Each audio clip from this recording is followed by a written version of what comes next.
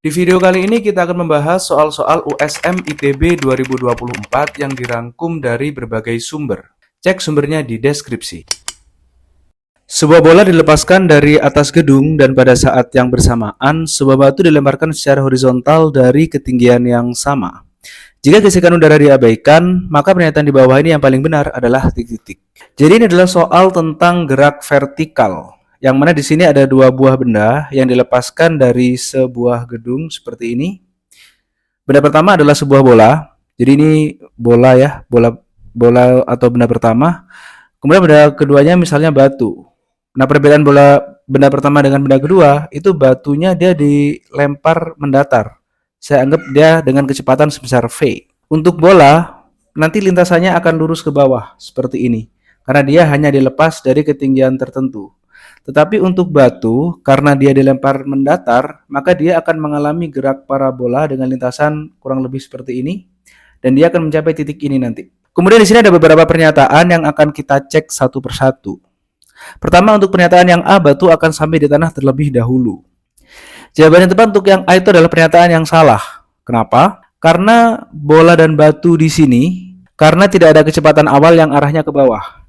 Jadi definisi dari gerak jatuh bebas itu adalah kecepatan awal V0 ya, yang arahnya ke bawah, berarti dalam arah vertikal V0Y itu nilainya harus 0. Artinya benda itu hanya dilepas. Nah, bola dan batu itu V0Y-nya sama dengan 0. Batu itu mempunyai V, tapi dia akan ke arah horizontal, bukan ke arah vertikal. Nah, kalau dia V0Y-nya sama dengan 0, maka nanti keduanya akan mengalami percepatan yang sama, yaitu sebesar G atau percepatan gravitasi. Sehingga nanti waktu yang dibutuhkan oleh bola dan juga waktu yang dibutuhkan oleh batu sama untuk mencapai tanah. Sehingga pernyataan A itu salah. Begitu pula dengan pernyataan yang B, bola akan sampai di tanah terlebih dahulu. Karena mereka tibanya harus bersamaan. Yang C, waktu sampai bola dan batu di tanah bergantung pada masanya masing-masing. Itu tidak benar ya, karena gini. Masa itu tidak berpengaruh. Jadi kalau misal ini ketinggiannya adalah H, kemudian percepatan masing-masing benda adalah sebesar gravitasi, maka menggunakan persamaan gerak jatuh bebas atau GLBB juga bisa. Itu nanti H diberikan oleh setengah GT kuadrat. Artinya nanti kalau duanya kita pindah ruas ke kiri menjadi 2H, G-nya juga kita pindah ruas menjadi 2H per G sama dengan T kuadrat, atau T-nya sendiri menjadi akar dari 2H per G. Kalau kita lihat di rumus ini, massa tidak berpengaruh. Yang berpengaruh hanyalah ketinggian H dan percepatan gravitasi di tempat itu. Sehingga pernyataan yang C, karena dia bergantung pada massanya, itu adalah pernyataan yang salah. Pernyataan D adalah pernyataan yang paling tepat. Batu dan bola sampai di tanah pada waktu bersamaan, sesuai yang sudah kita bahas di bagian yang ini. Kemudian pilihan yang E, bola akan memiliki kelajuan lebih besar ketika sampai di tanah, itu salah.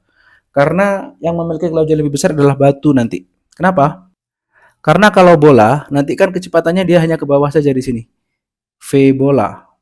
Jadi V bola itu kalau dihitung bisa menggunakan persamaan gerak jatuh bebas, yaitu akar dari 2 kali gravitasi kali ketinggian. Ini kalian bisa cek di materi kelas 11 atau kelas 10 ya, tentang GLBB lah pokoknya. Kemudian yang batu ini dia punya 2 buah kecepatan tuh. Dia punya kecepatan ke bawah VY batu, sama kecepatan area horizontalnya itu masih ada. Sehingga nanti kecepatan akhir batu itu adalah sebuah vektor di sini. Misal ini adalah V batu total ya, VB besar. Maka nanti VB besar di situ, besarnya kan secara vektor adalah VY batu ditambah dengan V yang mendatar ini. Atau kalau kita tulis dalam besar vektornya, berarti nanti kita kasih harga mutlak gini ya, VB-nya ini, berarti dia adalah akar dari VY batu. VY batu itu adalah sama dengan yang ini ya, akar 2GH, tapi dikuadratkan, berarti nanti 2GH ditambah dengan V yang ini, kuadrat. V kuadrat. Artinya kan nanti kecepatan batu itu lebih besar karena di sini hanya ada 2GH, sedangkan di sini nggak hanya 2GH tapi ada tambahan sebesar V kuadrat. Sehingga pernyataan E itu salah kalau kelajuan bola lebih besar, karena yang lebih besar itu adalah kelajuan batu. Sehingga jawaban tepat untuk soal ini adalah pilihan yang D. Seorang pelempar akan melemparkan sebuah bola dengan laju 30 meter per sekon dan sudut elevasi alfa dengan tan alfa 3/4. Seorang penangkap berada pada jarak 60 meter dari pelempar. Jika percepatan gravitasi adalah G sama dengan 10 meter per sekon kuadrat dan penangkap dapat berlari dengan kecepatan konstan, maka agar penangkap dapat menangkap bola, dia harus berlari dengan laju minimum sebesar titik-titik meter per sekon. Ini adalah soal tentang gerak parabola. Yang mana nanti di sini ada seorang pelempar, kemudian dia melemparkan sebuah bola di sini dengan kecepatan awal V0 yaitu 30 meter per sekon. Lintasannya nanti berbentuk parabola seperti ini ya. Kemudian di sini ada penangkap. Penangkapnya itu jaraknya adalah 60 meter dari pelempar. Nah, nanti di sini akan terdapat dua kondisi ya. Kondisi pertama itu penangkapnya ada di sebelah sini, yang berarti 60 meter itu yang ini. Atau kondisi kedua dia berada di sebelah kanannya gitu ya. Atau kondisi dua itu dia ada di sebelah kanannya di sini. Jadi nanti 60 meter itu yang ini. Sehingga nanti kalau untuk kondisi pertama, penangkapnya harus berlari ke arah sini. Kalau kondisi kedua, penangkapnya harus berlari ke arah kiri menjemput bola seperti ini. Nah, untuk kita tahu dia itu berada di kondisi pertama yang ini atau di kondisi kedua yang ini, ya kita harus cek dulu berapa jarak maksimum yang bisa ditempuh oleh bola itu.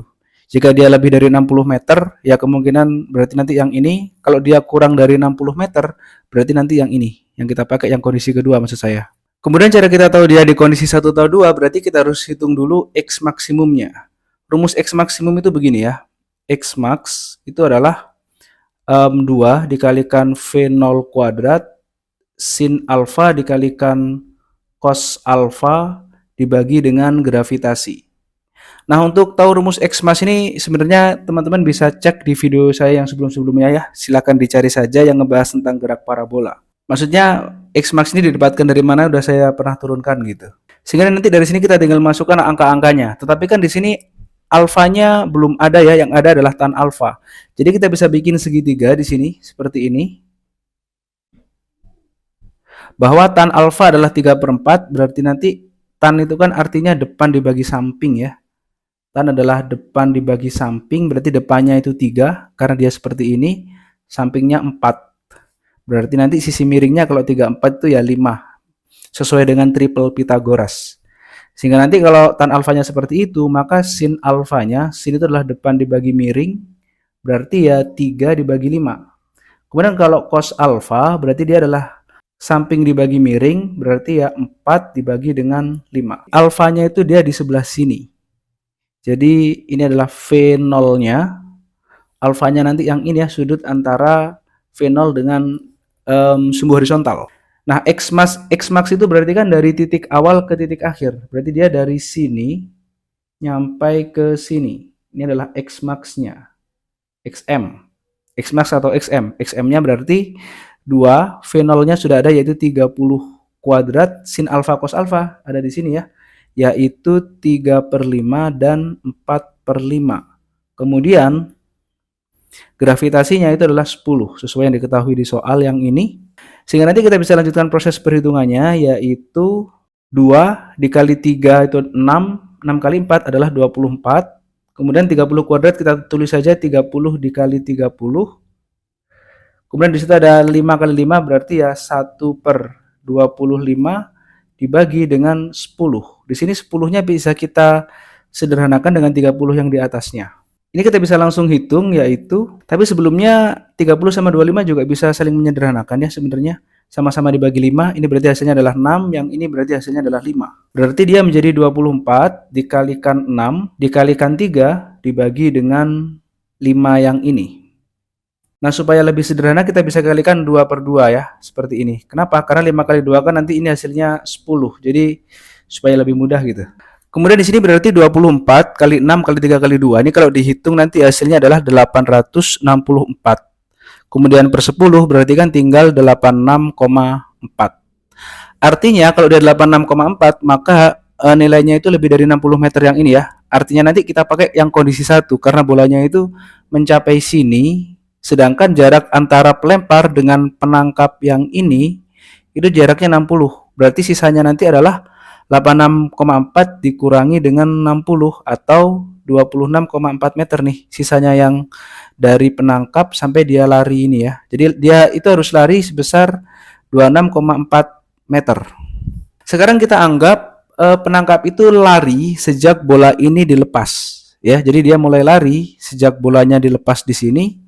Artinya waktu dia lari itu adalah waktu dari bola ini dari titik awal sampai ke titik akhir. Waktunya sama. Jadi kalau saya bisa tulis di sini bahwa T penangkap itu untuk lari itu sama dengan waktu yang dibutuhkan dari bola untuk mencapai jarak X maksimum. Jadi T bola untuk mencari X maksimum ini juga sudah saya bahas di video yang sebelumnya ya, bahwa nilainya nanti T-nya itu untuk mencapai XM adalah sebesar 2 V0 sin theta per G. Atau dalam hal ini tetanya sama dengan alfa ya, 2 V0 sin alfa per G. Ini silakan dicari di video sebelumnya deh, ada kok. Maksudnya yang dicari itu penurunannya saja ya. Jadi di sini kan kita fokusnya di soal ini, bukan di penurunannya dulu. Sehingga nanti TXM ini bisa kita cari, yaitu nilainya adalah 2. Kemudian V0-nya di sini ada, yaitu nilainya ini ya, 30 meter per sekon. Berarti 2 dikalikan 30.